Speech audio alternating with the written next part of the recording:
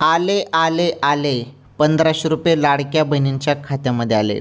तुम्ही ज्या हप्त्याची वाट बघत होते, ऑगस्ट हप्ता, तर ऑगस्ट हप्त्याची तुम्ही सर्वजण वाट बघत होते ना. हे बघा, महत्त्वाचं म्हणजे भरपूर बहिणी अपात्र झालेल्या आहेत. आता नुकत्याच काही बहिणी जिल्हा परिषद कर्मचारी होत्या. आता जिल्हा परिषद कर्मचारी असून देखील या बहिणी 1500 रुपयेचा लाभ घेत होत्या. तर अशा बहिणींना डायरेक्ट अपात्र करण्यात आलं, म्हणजे हप्ता जो आहे तो बंद करण्यात आला.